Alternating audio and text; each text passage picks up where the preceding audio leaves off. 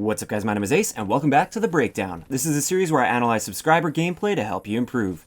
In today's episode, we're going to be analyzing a Safeguard gameplay on the map Havoc from GamesJ_PS. Let's get into it.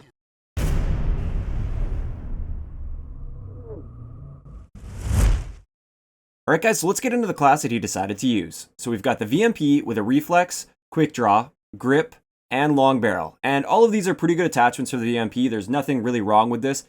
I personally like to run stock, but it's absolutely not required. And also, I like the iron sights on the VMP, but he's running a Reflex. And again, that's just personal preference sort of thing. So there's nothing wrong with using a Reflex. It's just you could save an extra point on your class by just using the iron sight instead of the Reflex sight. As for perks, we have Overclock as well as Sixth Sense and Fast Hands. And the big issue, it's really the only issue I see with this class, is he's using Overclock and he's actually spending a greed point on there, like he's using the perk 1 greed in order to get it. So it actually costs him 2 points here to put Overclock on, and he's using Active Camo. Active Camo is earned pretty quickly, and it's not a super powerful specialist ability in my opinion. And therefore, I just feel like spending 2 points to get that Active Camo a little bit faster is not worth it. It could be better spent on other things. So just a couple of suggestions would be like Dead Silence or Tactical Mask or Concussion Grenade, or he could even just swap Overclock straight over for Flak Jacket. He could have a launcher on that class. There's so many other things that I feel like would help him a whole lot more than that Overclock is helping him throughout this gameplay. So aside from that, there's nothing really wrong with that class at all. But let's get into the gameplay here. And before we get into the specific situations, I just wanted to mention that in the email he sent with this gameplay, he said that this is actually his first Call of Duty. So with that in mind, he's actually got quite good gun skill, and he does a lot of things right considering this is his first Call of Duty. But right here is the first thing he does wrong. He's got a great piece of cover just in front of him that he could be using while trying to challenge this enemy and challenge anybody that might be surrounding the robot right now. And instead, he just goes completely to the left of it and completely ignores cover. And then he chases this guy and completely exposes himself. He puts himself in the middle of the map, right out in the open, and it gets him killed. A much better way to handle that situation would have been to use that piece of cover that he had, get a few shots on that enemy just like he did, and then he would have been set up for the next potential gunfight, and he would have had the advantage in the next potential gunfight, or at least a way to escape if he didn't like that situation. I think he got a little bit of tunnel vision, and I see this a little throughout this entire gameplay. He gets focused so much on one enemy that he's not really considering what else is going on around the map. And it works out for him sometimes, but a lot of the times he exposes himself and just gets himself killed. Skipping ahead to the next thing I wanted to mention, this is just very minor, but it's the way that he uses cover in some of his situations, like this one right here. Now, instead of looking over top of this rock and trying to basically head glitch the rock, he tries to shoot to the side of the piece of cover, which exposes a lot more of his body than he would be if he looked over top of this in the right way. So instead of coming to the side like this, you want to be looking over the top like this in this situation, and look what the enemy will see in this situation. As you can see, he sees a whole lot less of you when it's just the tip of your head poking out of the rock, rather than your entire body beside the rock.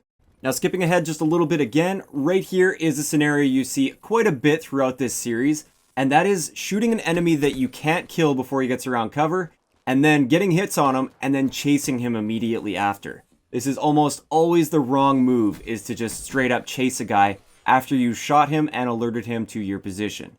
Even though he's hurt, he's still dangerous when you're not using cover and approaching the situation properly. So if you do shoot a guy and he makes it around a corner, be very careful with how you handle things. So skipping ahead to the beginning of the next round, they're on the escorting side now. And this is a mistake that I see a lot of people making, and that is having so many people trying to escort the robot at once. And therefore, only 2 of his teammates are getting a good opening rush route and trying to basically stop the enemies in their tracks.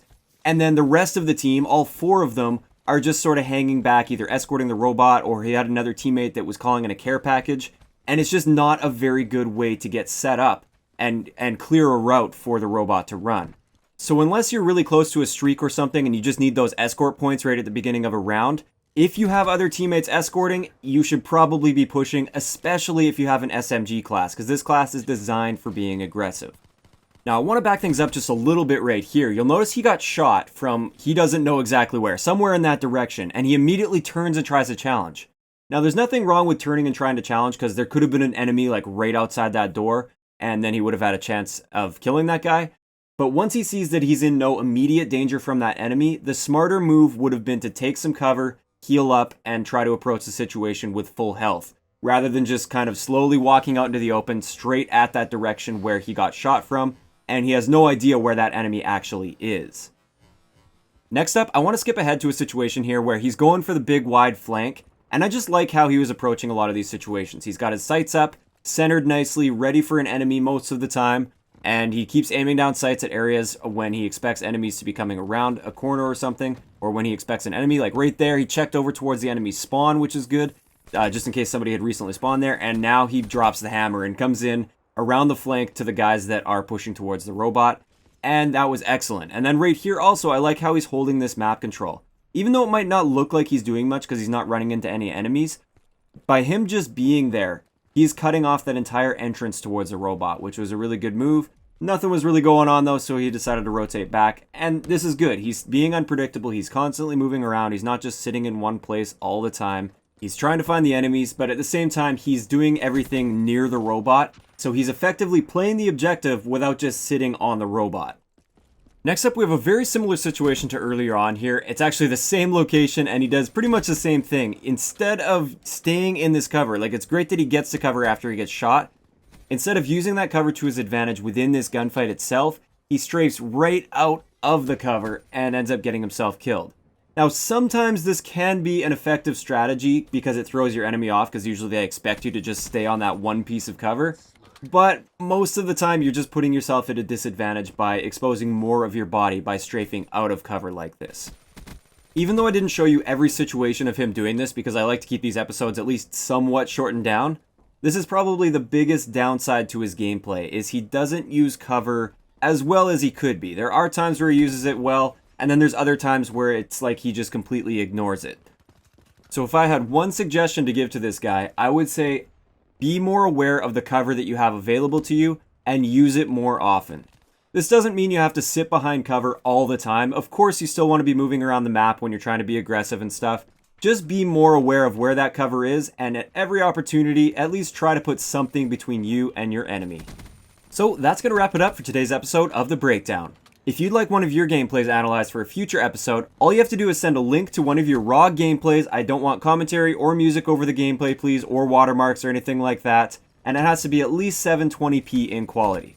Keep in mind, I typically look for more of the average to slightly below average types of gameplay where there's lots that I can point out. But every now and then, I will be analyzing some exceptional gameplays. So if your gameplay meets that criteria, all you have to do is send a link to that gameplay to the email address that's in the description below. If you enjoyed the video, a like rating is always appreciated, and don't forget to subscribe for more if you haven't already. I'll talk to you guys next time.